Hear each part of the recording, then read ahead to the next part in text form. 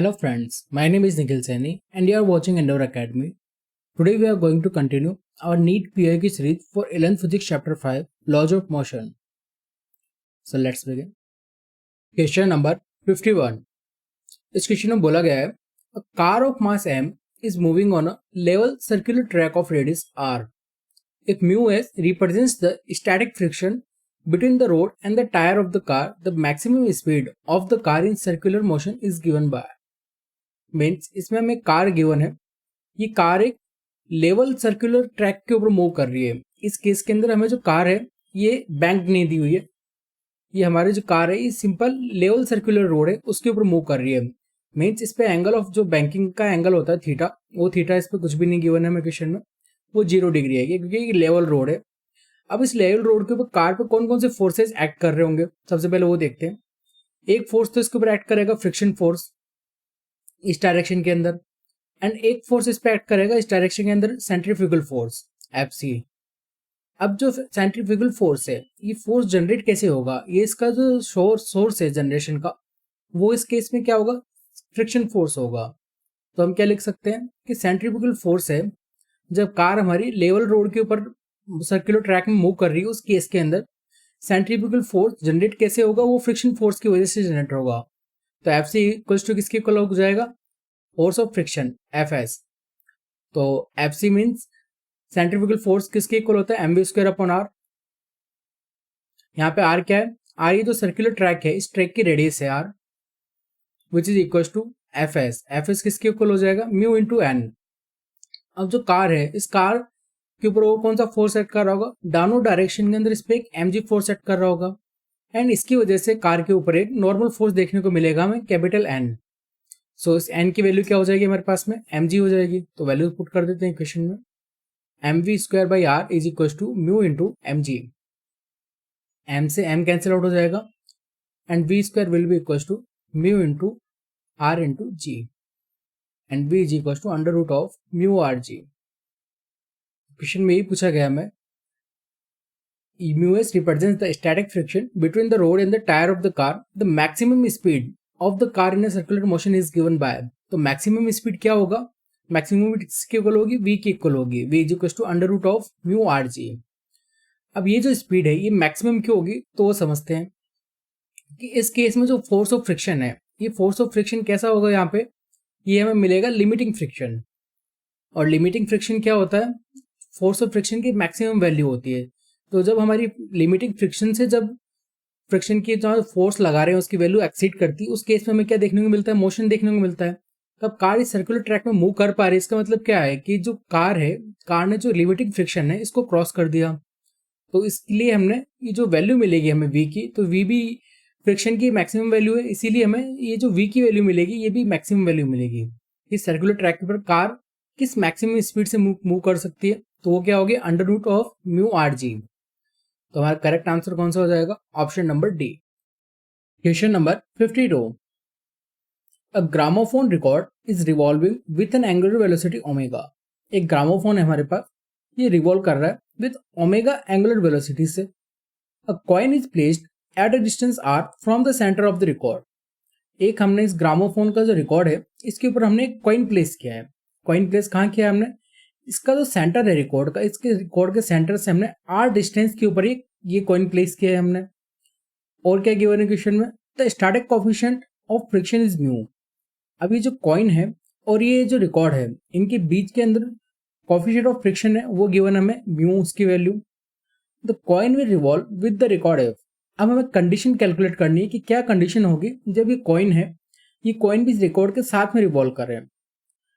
तो अब हमें जैसे कि पता है अगर कॉइन और रिकॉर्ड दोनों को साथ में रिवॉल्व करना होगा तो उस केस में क्या होगा, जो फोर्स ऑफ फ्रिक्शन है वो सफिशिएंट फ्रिक्शन फोर्स होना चाहिए रिकॉर्ड और कॉइन के बीच में, तभी ये दोनों साथ में रिवॉल्व करेंगे. तो अब कोई भी चीज अगर रिवॉल्व करती है, रोटेशन करती है, सर्कुलर मोशन करती है, तो उस केस में क्या होता है, उस बॉडी के ऊपर एक सेंट्रीफ्यूगल फोर्स एक्ट करता है. अब सेंट्रीफ्यूगल फोर्स है वो किस साइड में एक्ट करेगा, आउटवर्ड डायरेक्शन के अंदर, mv² r. एंड जो फ्रिक्शन फोर्स है वो कहाँ एक्ट करता है, toward the centre, means Fs. तो इससे हमें कंडीशन क्या लिख सकते हैं कि जो फोर्स ऑफ फ्रिक्शन है वो ज्यादा होना चाहिए, यहाँ इक्वल होगा सेंट्रीपिटल फोर्स के. उस केस में क्या होगा, जो कॉइन है हमारा, अगर फोर्स ऑफ फ्रिक्शन ज्यादा होगा उस फोर्स से, तो हमारा कॉइन रिकॉर्ड के साथ में रिवॉल्व करेगा, means that will be greater than and equal to F C. अब जो फ्रिक्शन फोर्स है उसकी वैल्यू क्या होती है, mu into n, and centrifugal force की वैल्यू होती है m v square by r. अब हमें क्या गिवन है, जो वेलोसिटी है हमें, वो वेलोसिटी एंगुलर वेलोसिटी गिवन है ओमेगा। तो अब लीनियर वेलोसिटी को एंगुलर वेलोसिटी में कैसे कन्वर्ट करते हैं, v क्या है हमारी, ये लीनियर वेलोसिटी है, तो लीनियर वेलोसिटी किसकी इक्वल होती है, ओमेगा इंटू आर। यहाँ पे ओमेगा क्या है, हमारी एंगुलर वेलोसिटी है, तो ओमेगा इंटू आर अगर हम यहाँ पुट कर देते तो हमें क्या मिलेगा, mu into n will be equal to n greater than m omega square into r square by r. तो आर से आर कैंसिल आउट हो जाएगा। और इस केस के अंदर नॉर्मल फोर्स क्या होगा, अब ये जो कॉइन है, इस कॉइन के ऊपर डाउनवर्ड डायरेक्शन में एक फोर्स एक्ट कर रहा होगा एम जी, एंड सरफेस के जस्ट नॉर्मली एक फोर्स एक्ट करेगा एन। तो एन को बैलेंस आउट कौन कर रहा है, एम जी बैलेंस आउट करेगा। तो एन की वैल्यू हम पुट कर देते हैं यहाँ पे एम जी, तो मिल जाएगा हमें mu M g will be greater than and equal to M omega square into R. M से एम कैंसिल आउट हो जाएगा, एंड आर की वैल्यू हमें क्या मिलेगी, R will be equal to mu g by omega square. So अगर हमारा जो कॉइन है इस कंडीशन को अगर फॉलो करता है वो, तो उस केस में क्या होगा, ये जो कॉइन है, ये कॉइन भी रिकॉर्ड के साथ में रिवॉल्व करेगा with angular velocity omega. So our correct answer will be option number C. Question number 53। इस क्वेश्चन में बोला गया है, a roller coaster is designed such that riders experience weightlessness as they go round the top of a hill whose radius of curvature is 20 meter. The speed of car at the top of the hill is between. तो इस question में basically क्या given हमें, एक roller coaster का question given हमें।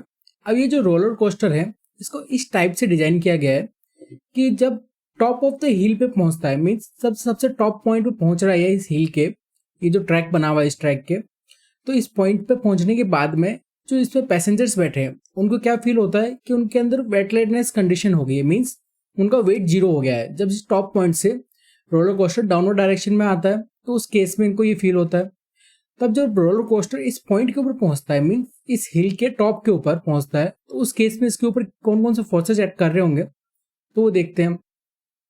जैसे ये हिल के मान लीजिए इस टॉप पॉइंट पे पहुंच गया रोलर कोस्टर, हमारा ट्रैक थोड़ा एक्चुअली इस टाइप का ट्रैक है हमारा ये। अब इस पॉइंट के ऊपर क्या हो रहा है, अब रोलर कोस्टर फोर्सेज कौन कौन से एक्ट कर रहे होंगे, एक तो इसके ऊपर एक्ट कर रहा होगा ग्रेविटी फोर्स डाउनवर्ड डायरेक्शन में ड्यू टू इट्स वेट, तो इस पर डाउनवर्ड डायरेक्शन में एम जी एक्ट कर रहा होगा। एंड एक फोर्स एक्ट कर रहा होगा नॉर्मल टू द सरफेस, जिसको हम क्या बोलते हैं, normal reaction. And roller coaster की टेंडेंसी क्या होगी, किस डायरेक्शन में मूव करना है उसको, इस डायरेक्शन में, तो इस पे वेलोसिटी एक्ट कर रही होगी वी वेलोसिटी से इस डायरेक्शन में मूव कर रहा होगा ये। और कौन से फोर्स एक्ट कर रहे होंगे, अब जैसे कि देख सकते हैं कि जो ट्रैक है ये सर्कुलर ट्रैक है, तो इसके ऊपर सर्कुलर ट्रैक की वजह से इसके ऊपर एक सेंट्रीपिटल फोर्स एक्ट करेगा।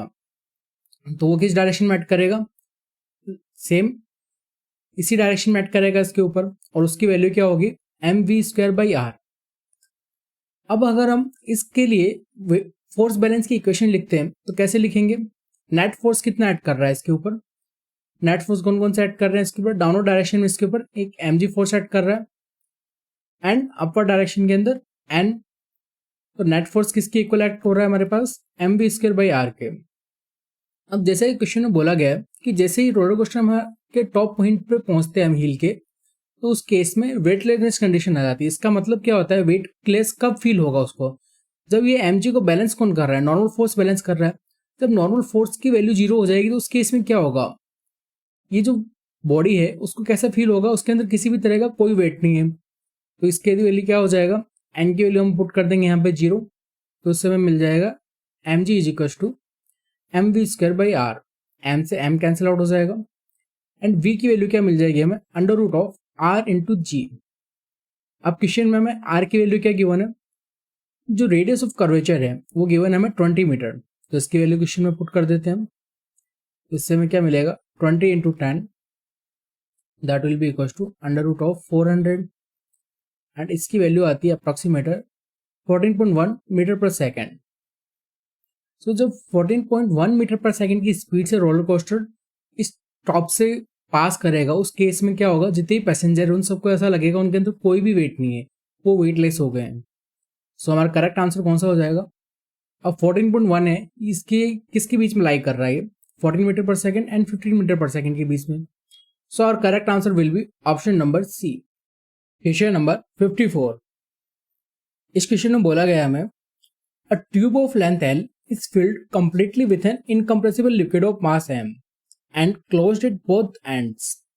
The tube is then rotated in a horizontal plane about one of its ends with a uniform angular velocity omega. The force exerted by the fluid at the other end is. So basically हमें क्या given है question के अंदर, एक हमें L length की tube given है। ये ट्यूब हम सिलेंड्रिकल ले सकते हैं। L लेंथ की हमें एक सिलेंड्रिकल ट्यूब गिवन है and is filled with an incompressible liquid of mass m। इसके अंदर हमने एक इनकम्प्रेसिबल लिक्विड मास m का फिल कर रखा है इसके अंदर। एंड इसके जो बोथ हैंड्स दोनों बोथ हैंड्स को हमने क्लोज कर रखा है। इसका ये एंड भी क्लोज है एंड इसका ये एंड भी क्लोज है, दोनों एंड इसके क्लोज किए हुए हैं। The tube is then rotated in an horizontal plane. अभी जो ट्यूब है इसको हमने हॉरिजॉन्टल प्लेन के अलोंग रोटेट किया। तो मान लेते हैं हमें जो ट्यूब का ये वाला एंड है, इस एंड को हम हॉरिजॉन्टल प्लेन के अलोंग ओमेगा एंगुलर वेलोसिटी से इसको रोटेट कर रहे हैं। फिर क्या हुआ, the force exerted by the fluid at the other and is. तो हमें अब कैलकुलेट करना है कि जो फ्लूइड भरा हुआ है इसके अंदर, जब ये जो पूरा ट्यूब है हमारी, जब ट्यूब रोटेट करेगी तो उस केस के अंदर जो अदर एंड है इस ट्यूब का, मीन्स ये अदर एंड, इस अदर एंड में फोर्स क्या होगा। तो हमें उस फोर्स की वैल्यू कैलकुलेट करनी है कि जो इसके अंदर मास है, मास की वजह से इसके अदर एंड में फोर्स लगेगा इसके रोटेशन की वजह से, तो वो फोर्स क्या होगा। तो जैसे कि हमें सबको पता है कि कोई भी बॉडी जब रोटेट करती है तो उसके ऊपर कौन सा फोर्स एक्ट करता है, सेंट्रीफ्यूगल फोर्स एक्ट करता है। तो सेंट्रीफ्यूगल फोर्स की वैल्यू किसके इक्वल होती है, इसको हम लिखते हैं एफसी से डिनोट करते हैं एंड इसको फॉर्मूला होता है एम ओमेगा स्क्वायर आर। मतलब ये एम ओमेगा स्क्वायर आर जो फोर्स होता है वो आउटवर्ड डायरेक्शन के अंदर एक्ट करता है बॉडी के ऊपर। तो ये जो सेंट्रीफ्यूगल फोर्स होगा वही फोर्स होगा जो एक्ट करेगा इसके अंदर इस सिलेंडर के अदर एंड के ऊपर, ये जो मास एक्सर्ट करेगा। तो इस केस में हमें मास किसका लेना है, हमें मास लेना है इस सिलेंडर ट्यूब के अंदर जो फ्लूइड भरा हुआ उसका, ना कि इस पूरे सिलेंडर का। तो मास लिक्विड ऑफ मास हमें गिवन है, liquid of mass capital M, तो वैल्यू पुट कर देते हैं कैपिटल एन ओमेगा स्क्वायर। अब बात आती है आर की वैल्यू क्या लेंगे इस केस में हम। अब जब रोटेशन हो रहा है तो रोटेशन होते टाइम जो बॉडी होती है उस बॉडी का जो सारा मास होता है पूरी बॉडी का, वो मास कहाँ लेते हैं हम, सेंटर ऑफ मास के ऊपर बॉडी के वो कंसंट्रेट हो जाता है। तो अगर हम इस ट्यूब के लिए इसका सेंटर ऑफ मास कैलकुलेट करें तो सेंटर ऑफ मास कहाँ एक्ट करेगा, इसकी जस्ट सेंटर के अंदर। और सेंटर की डिस्टेंस हमारे एक्सिस से क्या होगी, L/2, मीन्स एक्सिस से L/2 डिस्टेंस के ऊपर ये इसका जो सेंटर ऑफ मास है पूरी ट्यूब का वो कंसंट्रेट रहेगा। तो आर की जगह हम क्या लेंगे, इसकी सेंटर ऑफ मास की डिस्टेंस कितनी होगी एक्सिस की, सेंटर ऑफ मास की डिस्टेंस है हमारे पास में L/2। सो हमारा आंसर क्या आ जाएगा, फोर्स कितना एक्सर्ट करेगा, एम ओमेगा स्क्वायर L/2। तो हमारा करेक्ट आंसर कौन सा हो जाएगा, m omega square L/2। Option number B will be our correct answer. Question number 55। इस क्वेश्चन में बोला गया है a 500 kg car takes a round turn of radius 50 metre with a velocity of 36 kilometre per hour. The centripetal force is. अब question में क्या given है, हमें कार गिवन है जिसका हमें मास गिवन है, इसका मास है 500 kg। ये एक राउंड टर्न ले लिए और जो राउंड टर्न है उसके हमें रेडियस गिवन है, ये जो रेडियस है आर ये है 50 मीटर। एंड जो कार की वेलोसिटी है, वेलोसिटी कार की गिवन है हमें v = 36 किलोमीटर पर आवर। और हमें कैलकुलेट करना है कि सेंट्रीपिटल फोर्स जो होगा कार पे वो इसकी वैल्यू क्या होगी। तो हमें पता है सेंट्रीपिटल फोर्स हमेशा कैसा फोर्स होता है जो टूवर्ड द सेंटर एक्ट करता है, और उसकी वैल्यू क्या होती है, FC = mv²/r। अब क्वेश्चन में जो वेलोसिटी है, वेलोसिटी हमें गिवन है किलोमीटर पर आवर में, और हम इसमें जो वेलोसिटी पुट करते हैं वो पुट करते हैं मीटर पर सेकंड में। तो इसको सबसे पहले हम मीटर पर सेकंड में कन्वर्ट करते हैं। तो v = 36 × 5/18 that will B = 10 metre पर सेकंड। सो वैल्यूज पुट कर देते हैं इस फॉर्मूला में। m = 500 kg multiplied by v² means 10 × 10 divided by 50। 0 से 0 कैंसिल आउट एंड 5 से 5 cancel out and our answer will be 1000 newton. So car पे जो सेंट्रीपिटल फोर्स ऐड करेगा वो ऐड करेगा 1000 न्यूटन का. And our correct option will be option number A. Question number 56. इस question में बोला गया है a ball of mass 0.25 kg attached to the end of a string of length 1.96 meter is moving in a horizontal circle. The string will break if the tension is more than 25 Newton. What is the maximum speed in with which the ball can be moved? So हमें question में एक ball given है. इस ball का हमें mass given है 0.25 kg and इसको हमने एक स्ट्रिंग के एंड पे अटैच कर रखा है और वो जो स्ट्रिंग है उस स्ट्रिंग की लेंथ हमें गिवन है 1.96 मीटर एंड इस स्ट्रिंग को हम मूव कर रहे हैं इन हॉरिजॉन्टल सर्किल. मींस इसको हम रोटेशन दे रहे हैं. The string will break if the tension is more than 25 newton. अब जब ये बॉल हमारी मूव करेगी, रोटेशन करेगी, तो उस केस में क्या होगा, इस स्ट्रिंग के ऊपर एक टेंशन फोर्स लगेगा और वो जो टेंशन फोर्स है वो टेंशन फोर्स की वैल्यू अगर 25 न्यूटन से ज़्यादा हो जाती है तो क्या हो जाएगा, हमारी स्ट्रिंग ब्रेक हो जाएगी. मीन्स टेंशन अगर 25 न्यूटन से ज़्यादा हो जाएगा तो हमारी स्ट्रिंग ब्रेक हो जाएगी. What is the maximum speed which is the ball can be move. अब बात आती है जो टेंशन है, इस टेंशन की वजह से कौन सा फोर्स क्रिएट होगा जिसकी वजह से स्ट्रिंग ब्रेक होती है. तो इसकी टेंशन की वजह से हमारा एक फोर्स क्रिएट होगा सेंट्रीफ्यूगल फोर्स. अगर सेंट्रीफ्यूगल फोर्स जो टेंशन की वजह से क्रिएट हो रहा है अगर उसकी वैल्यू 25 न्यूटन से ज़्यादा हो जाती है तो क्या होगा, हमारी स्ट्रिंग ब्रेक हो जाएगी. तो कंडीशन क्या है हमारे पास में, जो एफसी है, एफसी की जो मैक्सिमम वैल्यू है वो हमें क्वेश्चन में क्या गिवन है, वो होगी टी मैक्स के ऊपर कि स्ट्रिंग कितना मैक्सिमम टेंशन बियर कर सकती है and that will be equal to 25 newton. तो हम इससे क्या लिख सकते हैं, mv²/r is equal to 25 newton. Means जो सेंट्रीफ्यूगल फोर्स है उसकी वैल्यू मैक्सिमम 25 न्यूटन हो सकती है. इससे ज़्यादा होती ही टेंशन से जो स्ट्रिंग हमारी वो ब्रेक हो जाएगी. तो v की स्क्वायर की वैल्यू हमें कैलकुलेट करनी है, v मैक्स की वैल्यू कि क्या मैक्सिमम जो स्पीड होगी वो क्या होनी चाहिए. तो इससे हमें मिल जाएगा 25 इंटू r/m. तो इस क्वेश्चन में वैल्यूज पुट कर देते हैं. r की वैल्यू क्यों मैंने हमें, r किसके इक्वल होगा, जो लेंथ ऑफ द स्ट्रिंग है वही रेडियस के इक्वल होगी.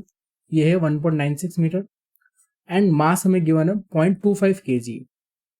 तो इससे वैल्यू मिल जाएगी हमें 196 एंड v स्क्वायर की वैल्यू मिली हमें 196. देन v मैक्सिमम की वैल्यू क्या हो जाएगी 14 मीटर पर सेकेंड. सो अगर इस स्ट्रिंग को हम 14 मीटर पर सेकेंड की स्पीड से इस पे जो मास रखा हुआ है उस मास को रोटेट करेंगे तो उस केस में ये स्ट्रिंग हमारी ब्रेक नहीं होगी. So correct answer will be 14 metre per second. Question number 57. इस क्वेश्चन में बोला गया है when milk is churn the cream get separated due to. तो हमें बताना है कि जब मिल्क को हम चर्न करते हैं तो उस केस में जो क्रीम है वो सेपरेट क्यों होती है. तो सबसे पहले देखते हैं मिल्क चर्निंग होता क्या है. जब ये मिल्क होता है इस मिल्क को हम कुछ इस टाइप के वेसल में इसको डाल देते हैं. उसके बाद में हमारे पास एक ब्लेंडर होता है, उस ब्लेंडर की हेल्प से हम इसको anti clockwise and clockwise both direction में इसको मूव कराते हैं. अब ये जो मोशन कर रहे हैं हम anti clockwise and clockwise motion, उससे क्या होता है, जो मिल्क होता है मिल्क के अंदर जितनी भी क्रीम होती है वो सब क्रीम निकल के जो वेसल होता है वेसल के साइड्स की जो वॉल्स होती है उस साइड में आ जाती है. तो इसमें बेसिकली क्या होता है, जैसे कि जब मिल्क को चर्न करते हैं तो चर्न करने का मतलब क्या हुआ, कुछ नहीं होता. चर्न करने का मतलब इसके अंदर हम एक ऑब्जेक्ट की हेल्प से इसको मोशन देते हैं, anti clockwise and clockwise motion. उसकी वजह से क्या होता है, तो हमने क्या पढ़ा था, जब कोई भी ऑब्जेक्ट होता है जब उसको वो एक रोटेशन करता है, रिवॉल्यूशन करता है, तो उस केस में क्या होता है, उस ऑब्जेक्ट के ऊपर फोर्स ऐड करते हैं. एक इनसाइड फोर्स ऐड करता है उसके ऊपर, जिसको हम क्या बोलते हैं, सेंट्रीपिटल फोर्स. अब जो सेंट्रीपिटल फोर्स होता है इसकी टेंडेंसी क्या होती है कि जो मिल्क होता है इस सेंट्रीपिटल फोर्स एक इनवर्ट डायरेक्शन में फोर्स ऐड करता है इसके ऊपर और ये फोर्स हमेशा टुवर्ड द सेंटर होता है. तो इस सेंट्रीपिटल फोर्स की वजह से क्या होता है, जो मिल्क होता है मिल्क के ऊपर एक टुवर्ड द सेंटर एक फोर्स लगता है. बट मिल्क के अंदर क्या होता है, क्रीम होती है साथ में. अब जो मिल्क एंड जो क्रीम है इन दोनों की डेंसिटी में काफ़ी डिफरेंस होता है. और जो जब मिल्क के सेंट्रीपिटल फोर्स की वजह से क्या होता है, जो मिल्क है मिल्क तो हमारा टुवर्ड द सेंटर की साइड में अट्रैक्ट कर जाता है, बट इसके ऊपर एक फोर्स और लगता है. जो क्रीम होती है उस क्रीम के ऊपर एक फोर्स और लगता है. जैसे कि मान लीजिए वेसल है, इनसाइड डायरेक्शन में कौन सा फोर्स सेट किया हमारे पे ऊपर, सेंट्रीपिटल फोर्स सेट किया, और सेंट्रीपिटल फोर्स सेट करता है मिल्क के ऊपर। एंड जो क्रीम है, अब क्रीम पे कौन सा फोर्स सेट करेगा, तो according to Newton third law क्या होता है कि जो भी फोर्सेस लगते हैं उससे पेयर्स में लगते हैं। तो इनवर्ड डायरेक्शन में सेंट्रीपिटल फोर्स लगता है एंड आउटवर्ड डायरेक्शन में क्या लगता है, सेंट्रीफ्यूगल फोर्स लगता है। अब ये जो सेंट्रीफ्यूगल फोर्स होता है ये रियल फोर्स नहीं होता, ये एक अपेरेंट फोर्स होता है, एक इमेजिनरी फोर्स होता है, ये सिर्फ फील होता है बट ये रियल फोर्स नहीं होता है। तो इस सेंट्रीफ्यूगल फोर्स की वजह से क्या होता है, जो क्रीम है वो मिल्क से सेपरेट हो जाती है due to difference in their densities. जैसे चर्न करते हैं तो उस केस में क्या होता है, जो मिल्क एंड जो क्रीम है इनके बीच में बॉन्ड्स होते हैं, वो बॉन्ड्स ब्रेक हो जाते हैं और मिल्क जो होता है हमारा वो टुवर्ड द सेंटर मूव कर जाता है, एंड जो क्रीम होती है हमारी वो सेंट्रीफ्यूगल फोर्स की वजह से, ये जो वेसल है इस वेसल के साइड में जो आउटर डायरेक्शन है इसके साइड में हमें क्रीम देखने को मिल जाती है जब भी हम मिल्क को चर्न करते हैं। तो आउटवर्ड डायरेक्शन में ही क्यों मिली, हमें टुवर्ड द सेंटर क्यों नहीं मिली, तो उसका रीजन क्या होता है, जो क्रीम होती है क्रीम पे वो एक्ट करता है सेंट्रीफ्यूगल फोर्स, इसकी वजह से क्या होता है जितनी भी क्रीम होती है जब इसको चर्न करते हैं हम तो वो आउटवर्ड डायरेक्शन में वेसल की जो साइड्स है वॉल्स के अलोंग वो मतलब वॉल्स के अलोंग इकट्ठी हो जाती है और फिर उसको हम इजीली निकाल सकते हैं क्रीम को। सो हमारा करेक्ट आंसर कौन सा हो जाएगा, option number B will be our correct answer, centrifugal force not centripetal force. Question number 58, इस क्वेश्चन में बोला गया है two bodies of mass 4 kg and 6 kg are tied to the ends of a massless string. The string passes over a pulley which is frictionless. The acceleration of the system in terms of acceleration due to gravity is. तो इसमें हमें एक पुली दे रखी है, ये पुली massless पुली है and जो string है स्ट्रिंग भी मासलेस है एंड जो पुली है हमारी इस पर किसी भी तरह का कोई भी फ्रिक्शन एक्ट नहीं कर रहा है और स्ट्रिंग के बोथ एंड्स पे, एक एंड पे हमने 6 kg का एक वेट अटैच कर रखा है एंड अदर एंड पे 4 kg का अटैच कर रखा है। तो जनरल सी बात है ये जो पूरा सिस्टम है इसका पहले सबसे पहले हम देखते हैं कि फ्री बॉडी डायग्राम क्या होगा, कौन कौन से फोर्सेज इन सिस्टम पे ऐड कर रहे होंगे। तो जो हमारा मास 1 है इस मास 1 पे 4 kg पे एक डाउनवर्ड डायरेक्शन के अंदर एक्ट करेगा mg force due to its weight and m2 जो मास है इसके ऊपर एक फोर्स ऐड करेगा m2g डाउनवर्ड डायरेक्शन के अंदर। अब जो m2 मास है इसकी वजह से क्या होगा, ये स्ट्रिंग है स्ट्रिंग के अंदर एक टेंशन प्रोड्यूस होगा, उस टेंशन की वैल्यू क्या होगी t, एंड जो टेंशन होता है स्ट्रिंग के अंदर वो थ्रू आउट द कांस्टेंट रहता है, मींस यहाँ t टेंशन है तो इस पॉइंट पे भी टेंशन की वैल्यू t ही रहेगी। अब नॉर्मल सी बात है जैसे कि वेट है 6 kg वेट है तो एंड स्ट्रिंग के अदर एंड पे 4 kg वेट है, तो जो पूरे सिस्टम का मोशन होगा वो किसके अलोंग होगा, अलोंग द 6 kg वेट। तो मीन्स इस पूरे सिस्टम का एक्सीलरेशन m2 मास के डायरेक्शन के अंदर होगा, डाउनवर्ड डायरेक्शन के अंदर। तो इसके लिए जब हम इक्वेशंस लिखते हैं फोर्स बैलेंस की इक्वेशन, तो सबसे पहले हम लिखते हैं m1 मास के लिए फोर्स बैलेंस, इस पे फोर्स कौन कौन सेट कर रहे होंगे। तो सबसे पहले देखते हैं इसका नेट फोर्स कितना है। नेट फोर्स मीन्स इसका जो m1 मास है इसका मोशन कैसे हो रहा है, अपवर्ड डायरेक्शन के अंदर, तो इस पर नेट फोर्स कौन सेट करेगा, t minus m1g which will be equals to mass into acceleration. Mass m1 का m1 एंड एक्सीलरेशन हमने दोनों केस के अंदर एक माना है कि जो पूरा सिस्टम है इस पे a एक्सीलरेशन ऐड कर रहा होगा। एंड अगर हम सेकंड मास है इसके लिए अगर हम नेट फोर्स की इक्वेशन लिखते हैं तो इसका जो मोशन है ये डाउनवर्ड डायरेक्शन के अंदर हो रहा है, तो इसके ऊपर नेट फोर्स सेट करेगा m2g minus t will be equal to m2a। Acceleration दोनों ऑब्जेक्ट्स का सेम रहेगा क्योंकि दोनों ऑब्जेक्ट सेम स्ट्रिंग से अटैच है। अब ये जो इक्वेशंस मिल रही इन दोनों इक्वेशंस को हम ऐड कर देते हैं, इनको ऐड करेंगे तो क्या होगा, ये t से ये माइनस t कैंसिल आउट हो जाएगा, तो हमें इक्वेशन मिलेगी m2g minus m1g which will be equal to m1a plus m2a। तो इससे हमें एक्सीलरेशन कैलकुलेट करना है, तो एक्सीलरेशन की वैल्यू क्या मिल जाएगी हमें, a will be equal to m2g minus m1g upon m1 plus m2। Now equations में वैल्यू पुट कर देते हैं m1 एंड m2 की। m2 की वैल्यू हमारे पास 6 है तो हो जाएगा 6g minus 4g upon 4 plus 6 that will be equal to 2g upon 10। तो हमारे पास एक्सीलरेशन की वैल्यू आएगी वो क्या आएगी, g अपॉन 5। तो our correct option will be option number C. Question number 59। इस क्वेश्चन में बोला गया है a block of mass m is placed on a smooth inclined wedge ABC of inclination theta as shown in figure. The wedge is given an acceleration a towards the right. The relation between a and theta for the block to remain stationary on the wedge is। तो इस question में हमें क्या given है, एक मास है m, उसको हमने एक स्मूथ इंक्लाइन वेज के ऊपर प्लेस कर रखा है। अभी जो वेज है इसका एंगल क्या गिवन है क्वेश्चन में, थीटा एंगल है। अब हमने क्या किया, हमने जो जितने भी क्वेश्चन अब तक देखे थे उसमें क्या देखते थे हम, जो वेज है वो स्टेशनरी रहती थी। बट इस केस में क्या किया, इसको हमने राइट डायरेक्शन के अंदर ए एक्सीलरेशन दिया है वेज को। तो इस ए एक्सीलरेशन की वजह से क्या फोर्सेज ऐड करेंगे वो भी देखेंगे। तो इसके लिए हमें कैलकुलेट क्या करना है कि रिलेशन कैलकुलेट करना है कि जो एक्सीलरेशन एंड जो थीटा एंगल है इसके बीच में क्या रिलेशन होना चाहिए कि ये जो ब्लॉक है ये स्टेशनरी रहे इस वेज के ऊपर। तो सबसे पहले इसका एक फ्री बॉडी डायग्राम बनाते हैं कि कौन कौन से फोर्सेज इसके ऊपर ऐड कर रहे होंगे। तो ये जो वेज है इस वेज के ऊपर ब्लॉक रख रखा है हमने। तो सबसे पहले ये जो ब्लॉक है इस ब्लॉक पे कौन सा फोर्स ऐड करेगा, डाउनवर्ड डायरेक्शन में इसकी वेट की वजह से एक mg फोर्स ऐड करेगा इसके ऊपर। एंड क्या होगा, अभी जो वेज है इसको हम जब ए एक्सीलरेशन से इस साइड मूव कर रहे हैं तो अगर हम वेज के फ्रेम ऑफ रेफरेंस में जाके देखें तो ये जो ब्लॉक है इस ब्लॉक के ऊपर एक फोर्स ऐड करेगा, सूडो फोर्स। और सूडो फोर्स कैसे ऐड करता है, जो भी मोशन होता है मोशन की जस्ट अपोजिट डायरेक्शन में ऐड करता है सूडो फोर्स।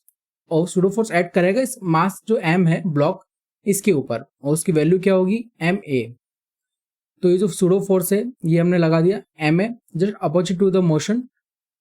अब क्या होगा, ये जो ब्लॉक और जो वेज है इसके ऊपर दोनों के सब सरफेस इनका कांटेक्ट में है तो उसकी वजह से एक नॉर्मल रिएक्शन ऐड करेगा हमारे ब्लॉक m के ऊपर। वो नॉर्मल रिएक्शन होगा n। अब हम जो जितने फोर्सेस लग रहे हैं, अब जो सरफेस है, सरफेस कैसा गिवन है हमें क्वेश्चन में, फ्रिक्शनलेस सरफेस गिवन है, स्मूथ है, मींस जो सरफेस है इस पर किसी भी तरह का कोई फ्रिक्शन नहीं है। तो इसलिए हमें फ्रिक्शन की वैल्यू कंसिडर करने की कोई नेसेसिटी नहीं है। तो अब इन फोर्सेस को हम हॉरिजॉन्टल एंड वर्टिकल डायरेक्शन में रिजॉल्व कर लेते हैं। अब जब वेज का एंगल हमें क्या गिवन है क्वेश्चन में, थीटा एंगल गिवन है। तो ये जब ये एंगल थीटा होगा तो ये जो एंगल है ये भी थीटा होगा, और जब ये थीटा होगा तो ये भी थीटा होगा। तो अब हम क्या करेंगे, जो नॉर्मल रिएक्शन है इसके दो कंपोनेंट ले लेंगे। एक कंपोनेंट आ जाएगा इसका एन कॉस थीटा एंड एक कंपोनेंट आ जाएगा एन साइन थीटा। अब अगर हम जब क्वेश्चन में और एक चीज और गिवन है, ये जो ब्लॉक है ये ब्लॉक कैसे है, स्टेशनरी कंडीशन के अंदर है वेज के ऊपर। तो मीन्स क्या है, इस पे जितने फोर्सेस लग रहे हैं ये सारे फोर्सेस इक्विलिब्रियम कंडीशन के अंदर है, मीन्स सब एक दूसरे को बैलेंस कर रहे हैं। जब ये बॉक्स हमारा जो है ये स्टेशनरी कंडीशन में, तो इसके लिए हम इक्वेशन लिख लेते हैं। सबसे पहले हम देखते हैं वर्टिकल डायरेक्शन में कौन कौन से फोर्सेज ऐड कर रहे हैं। तो एक फोर्स ऐड कर रहा है एन कॉस थीटा, एक हो जाएगा एन कॉस थीटा, और इसको बैलेंस कर रहा है एम जी। एंड एक फोर्स हॉरिजॉन्टल डायरेक्शन में कौन सा ऐड कर रहा है, N sine theta, and that will be equal to pseudo force है एम इंटू ए। अब इन दोनों इक्वेशंस को हम डिवाइड कर देते हैं। डिवाइड करेंगे तो क्या होगा, एन से एन कैंसिल आउट हो जाएगा एंड एम से एम कैंसिल आउट हो जाएगा। तो हमें वैल्यू क्या मिलेगी, cos theta by sine theta which will be equal to g by A. तो ए इज इक्वल टू किसके इक्वल हो जाएगा हमारे पास में, g sine theta upon cos theta which will be equal to g tan theta. So हमें relation बताना था ए एंड थीटा के बीच में। तो ए एंड थीटा के बीच में क्या रिलेशन होगा, A will be equal to g tan theta. So our correct option will be option number D. Question number 60। So इस क्वेश्चन में क्या बोला गया, two blocks A and B of masses 3m and m respectively as connected by a massless and inextensible string. The whole system is suspended by a massless spring as shown in figure. The magnitude of acceleration of A and B immediately after the string is cut are respectively. So इस question में क्या given है, दो मास है हमारे पास में, एक मास है 3m एंड एक दूसरा मास है m। इन दोनों को हमने एक स्ट्रिंग से अटैच कर रखा है, और ये जो पूरा सिस्टम है इसको हमने एक स्प्रिंग से अटैच कर रखा है। अब ये जो स्ट्रिंग है स्ट्रिंग कैसी है, मासलेस है एंड इन एक्सटेंसिबल स्ट्रिंग है। मीन्स ए और बी के बीच में जो स्ट्रिंग है ये इसमें कोई भी किसी भी तरह का मास नहीं है और ये एक्सटेंड नहीं हो सकती, मीन्स इसकी लेंथ है वो फिक्स रहेगी। और जो पूरा सिस्टम है इसको हमने एक मासलेस स्प्रिंग से कनेक्ट कर रखा है। अब ये जो स्प्रिंग है ये कैसी है, मासलेस है। तो अब हमें क्या बताना है, जब हम ये ऑब्जेक्ट बी है जब इसको हम इसकी स्ट्रिंग कट कर देते हैं, तो उस केस के अंदर ए और बी जो दोनों ब्लॉक से इनके ऊपर एक्सीलरेशन क्या ऐड करेगा, तो वो जो एक्सीलरेशन है उसकी वैल्यू हमें कैलकुलेट करनी है। तो सबसे पहले हम देखते हैं ब्लॉक को जब हमने कट नहीं किया है, बिफोर कटिंग द ब्लॉक इसके ऊपर पूरे सिस्टम पे हमारे कौन कौन से फोर्सेज ऐड कर रहे होंगे। तो उसके लिए फ्री बॉडी डायग्राम बनाते हैं इनके लिए। सो जब ब्लॉक को हमने कट नहीं किया था उस केस में क्या हो रहा था, जो 3M ब्लॉक है, ये जो 3M ब्लॉक है इस पे एक डाउनवर्ड डायरेक्शन के अंदर mga फोर्स एक्ट कर रहा होगा। तो मास इसका 3M है तो 3mg एक्ट करेगा। एंड ये जो ब्लॉक है, अब इस ब्लॉक के ऊपर क्या करेगा, स्ट्रिंग अटैच है। अब ये जो स्ट्रिंग है, स्ट्रिंग की वजह से क्या होगा, इस पे एक टेंशन फोर्स एक्ट करेगा डाउनवर्ड डायरेक्शन के अंदर। ये टेंशन फोर्स क्यों आया, क्योंकि जो ब्लॉक बी है इस ब्लॉक बी के ऊपर एक mg एक्ट कर रहा होगा डाउनवर्ड डायरेक्शन में। इस mg की वजह से एक अपवर्ड डायरेक्शन के अंदर टेंशन आएगा, और जो स्ट्रिंग में टेंशन है वो tension through out the constant रहेगा। और कौन सा फोर्स एक्ट करेगा ए के ऊपर, इसके ऊपर एक्ट करेगा एक स्प्रिंग फोर्स। स्प्रिंग फोर्स को हम Fs से डेनोट कर देते हैं और इसकी वैल्यू होगी kx। अब जो स्प्रिंग है, इस स्प्रिंग के अंदर कुछ एक्सटेंशन होगा, तो जो m वेट है 3m एंड m, इसकी वजह से क्या होगा, इसके ऊपर कुछ एक्सटेंशन होगा स्प्रिंग के अंदर डाउनवर्ड डायरेक्शन के अंदर। अब इस एक्सटेंशन को स्प्रिंग ओवरकम करने के लिए क्या करती है, फोर्स एक्ट करती है। वो फोर्स क्या होगा, स्प्रिंग फोर्स बोलते हैं उसको, और उसकी वैल्यू होती है इक्वल्स टू kx। तो कौन कौन से फोर्स एक्ट किए, अपवर्ड डायरेक्शन में स्प्रिंग फोर्स, डाउनवर्ड डायरेक्शन में टेंशन एंड mg। एंड जो ब्लॉक बी है इस पे कौन से फोर्स एक्ट कर रहे हैं, एक टेंशन फोर्स अपवर्ड डायरेक्शन में एंड डाउनवर्ड डायरेक्शन में इसके ऊपर एक mg कर रहे हैं। तो इसके लिए हम फोर्स बैलेंस की इक्वेशन लिख लेते हैं। अभी कैसे हमारे सिस्टम पूरा कैसी कंडीशन में, इक्विलिब्रियम कंडीशन में, इसमें किसी भी तरह का कोई मोशन नहीं है, ये पूरा सिस्टम हमारा स्टेबल है। तो जब पूरा सिस्टम स्टेबल है तो इसके अंदर क्या होगा, मतलब जितने फोर्सेज है वो सब एक दूसरे को बैलेंस आउट करेंगे। सबसे पहले हम ब्लॉक बी के लिए देखते हैं, इस पे कौन कौन से फोर्स एक्ट कर रहे होंगे। इस पे एक डाउनवर्ड डायरेक्शन में mg एक्ट कर रहा होगा एंड उसको बैलेंस आउट करेगा टेंशन फोर्स T। और जो ब्लॉक ए है, ए ब्लॉक पे कौन सा फोर्स एक्ट कर रहा है डाउनवर्ड डायरेक्शन में, एक इस पे एक्ट कर रहा है T एंड एक्ट कर रहा है 3mg। और ये सब किसके इक्वल है, kx के इक्वल। इसको kx लिख लीजिए या फिर फोर्स ऑफ स्प्रिंग फोर्स लिख लीजिए। अब जो टेंशन है, इस टेंशन की वैल्यू हम फर्स्ट इक्वेशन से लिख सकते हैं। टेंशन की वैल्यू किसके इक्वल होगी, mg के इक्वल।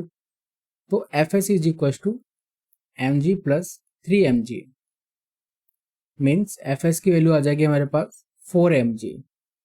तो जब पूरा हमारा सिस्टम जब स्टेबल कंडीशन में है, उस केस में क्या होगा, जो स्प्रिंग फोर्स है, स्प्रिंग फोर्स की वैल्यू हो जाएगी 4mg एंड जो स्ट्रिंग के अंदर टेंशन होगा उस टेंशन की वैल्यू क्या होगी, mg के इक्वल। अब जैसे ही हमने इस स्ट्रिंग को, ये जो ब्लॉक है, इस ब्लॉक पी को फ्री कर दिया स्ट्रिंग को कट करके, उस केस में क्या होगा वो देखते हैं। Means after the string is cut, जब स्ट्रिंग को हमने कट कर दिया उस केस में कौन कौन से फोर्स ऐड कर रहे होंगे। अब जो ब्लॉक बी है, इस ब्लॉक बी के ऊपर क्या कर लग रहा था, एक टेंशन फोर्स ऐड कर रहा था अपवर्ड डायरेक्शन में। जैसे ही हमने स्ट्रिंग को कट किया तो स्ट्रिंग है ही नहीं, तो फिर टेंशन फोर्स किस में ऐड करेगा, तो क्या होगा इस केस में, जो टेंशन होगा टेंशन की वैल्यू 0 हो जाएगी। तो अब इसके लिए अगर हम फोर्स बैलेंस की इक्वेशन लिखें तो क्या आएगी किसके इक्वल, इसमें नेट फोर्स क्या लगेगा, डाउनवर्ड डायरेक्शन में mg की एक्ट करेगा। तो ये डाउनवर्ड डायरेक्शन में इस पर एक mg फोर्स एक्ट करेगा। एंड इसका जो एक्सीलरेशन होगा, एक्सीलरेशन किसके इक्वल होता है, mass into acceleration. Block B, M से एम कैंसिल आउट हो जाएगा। तो जो ब्लॉक बी है इसका एक्सीलरेशन किसके इक्वल हो जाएगा, जी के equal, means acceleration due to gravity. अब जो ब्लॉक ए है इसकी बात करते हैं, इस पे क्या होगा, जैसे स्ट्रिंग कट करेंगे हम, इसके ऊपर एक डाउनवर्ड डायरेक्शन में टी फोर्स एक्ट कर रहा था। जैसे हमने ब्लॉक बी की स्ट्रिंग कट कर दी, तो जब स्ट्रिंग ही कट कर दी तो इसी तरह का कोई फोर्स एक्ट नहीं करेगा, तो ये जो टेंशन फोर्स है इसकी वैल्यू 0 हो जाएगी।